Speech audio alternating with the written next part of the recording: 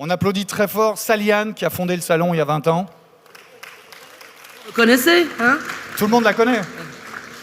Non, monsieur ne te connaît pas encore. Ah, ok. Trouvez-moi sur LinkedIn, Saliane Moore, comme Roger Moore, c'était mon mari. Et contactez-moi, posez-moi les questions et donnez-moi du feedback tout le temps. Elle est Okay? très très accessible, très gentille.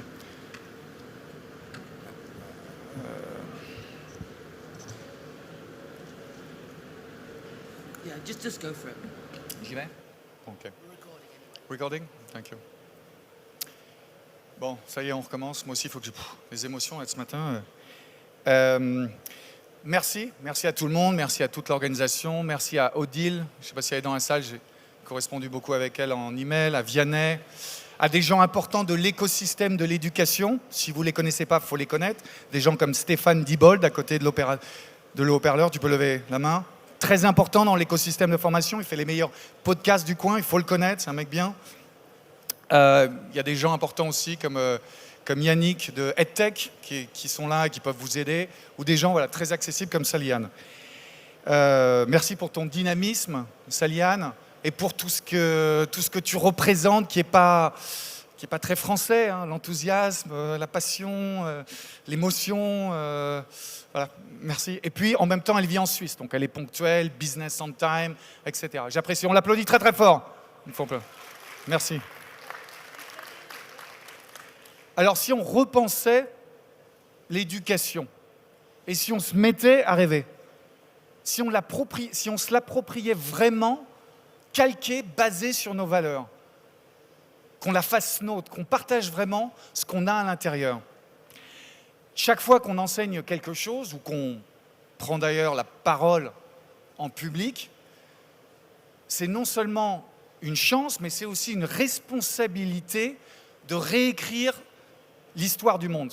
Ce n'est pas mes mots, c'est ceux de Norman Jewison, qui était un des plus gros producteurs américains à Hollywood dans les années 50.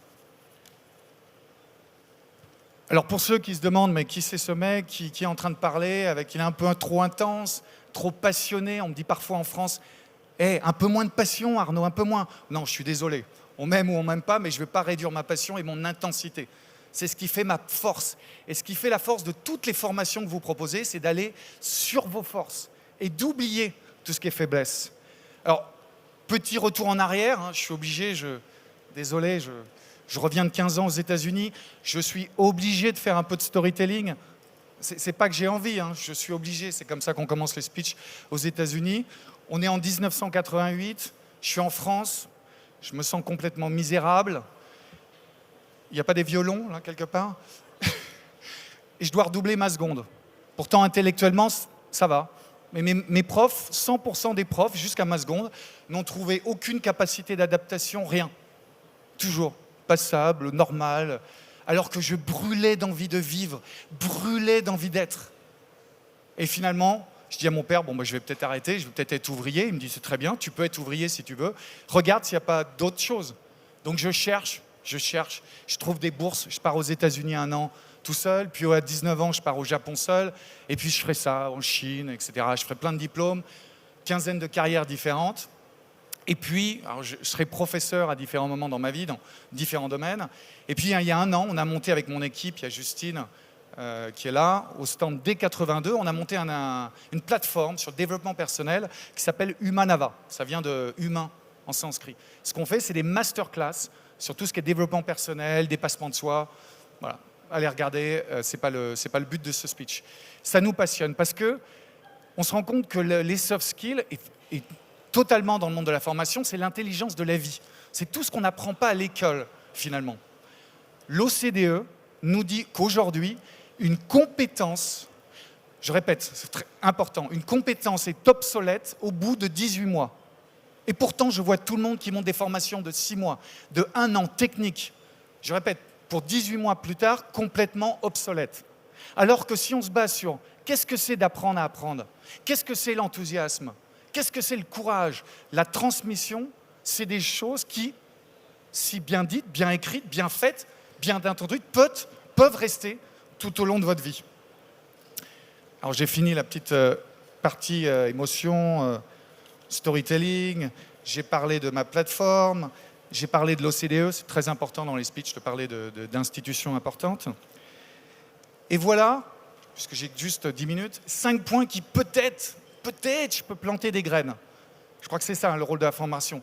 Planter des graines par rapport à notre expérience. On n'a pas tout appris, en toute humilité, mais en même temps, chacun peut mettre des petites graines. Donc moi, ce que j'ai vu ou ce qui pourrait vous rester, c'est pour les directeurs de la formation dans la salle.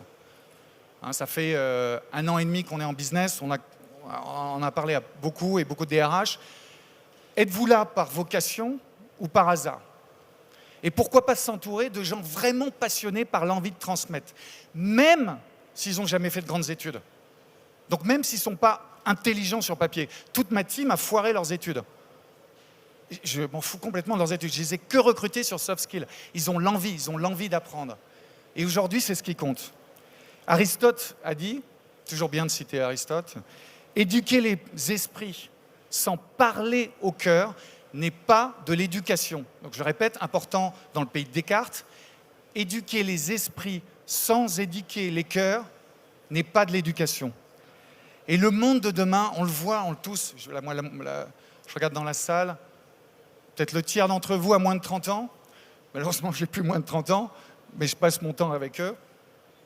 Ils veulent tous ce que j'appelle, j'ai trouvé l'expression hier à 2h du matin, après avoir bu quelques bouteilles de rosé, l'immédiateté intéressante.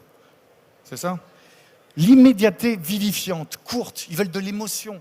Et ils veulent tout de suite, et pas maintenant. Et beaucoup de patrons me disent, mais pourquoi tu veux que je les enseigne avec la meilleure formation possible, puisque de toute façon, ils vont partir dans 12 mois. Oui? Eh bien, essaye de faire des formations moins intéressantes. Vous allez voir, ils vont partir dans 6 mois, dans 8 mois. Vous n'avez plus le choix que de faire des choses avec l'émotion, avec les tripes, avec les cœurs. Tous les moins de 30 ans, c'est tout ce qu'ils veulent. J'ai bossé dans 30 pays et je peux vous dire c'est la même chose en France qu'au Pakistan, en Équateur, au fin fond du monde.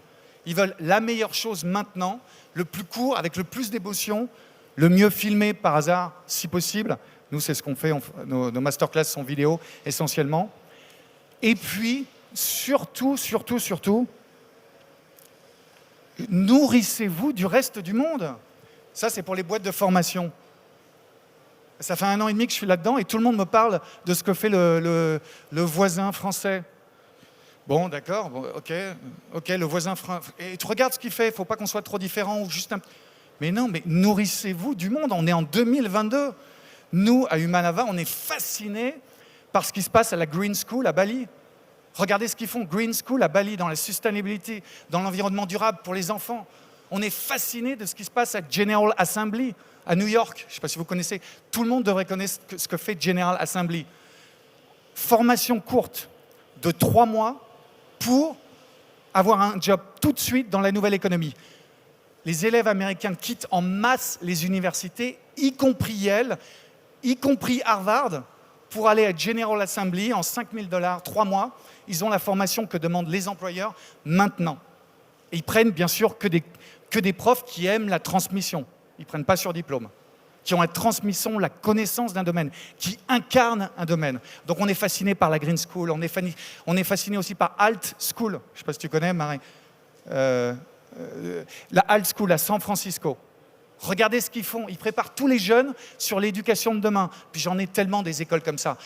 Pour les Africains, je ne sais pas s'il y a des Africains dans la salle, je ne sais pas si vous connaissez le génial Freddy Swaniker, qui a levé $200 millions pour monter les universités de demain en Afrique.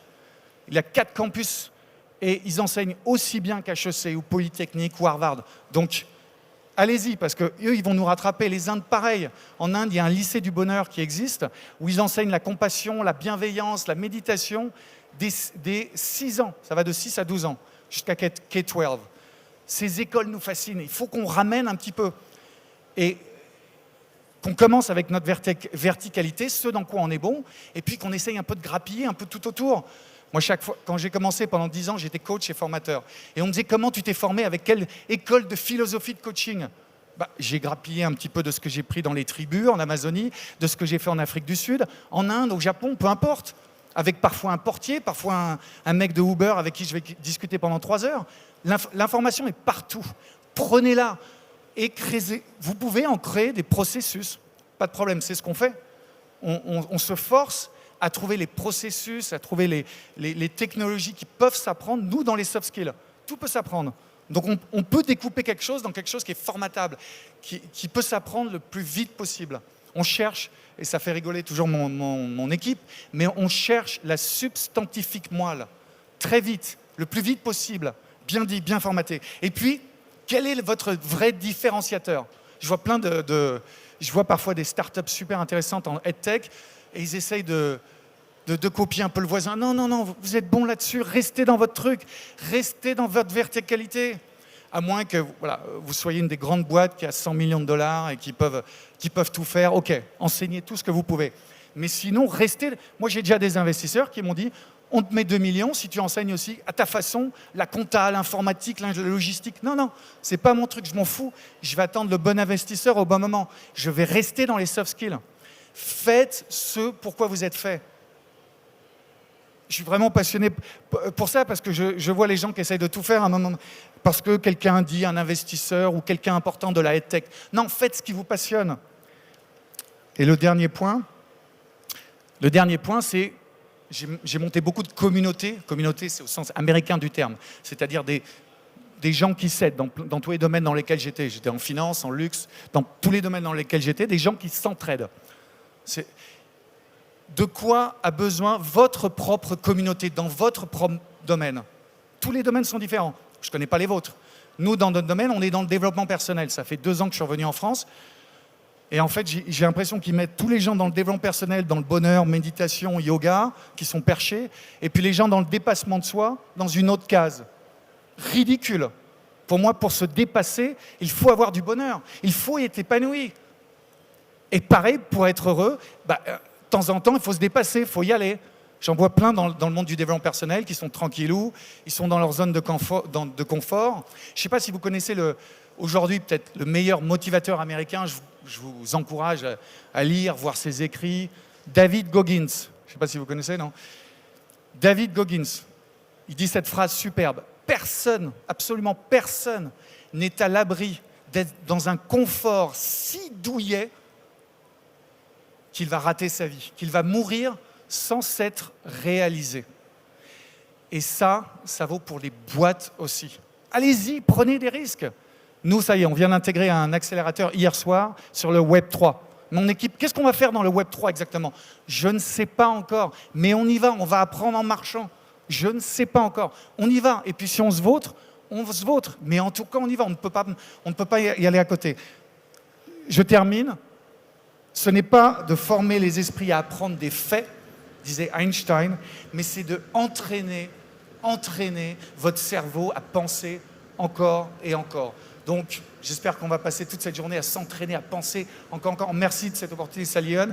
Moi, je fais une dédicace de mon dernier livre là, tout de suite, à la librairie. Et on est au stand D82.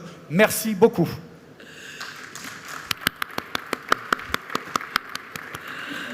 Merci Arnaud, on se verra tout à l'heure. Et j'en suis sûre qu'il y en a d'entre vous qui aimeraient bien entretenir plus avec ce jeune homme si idiosyncratique.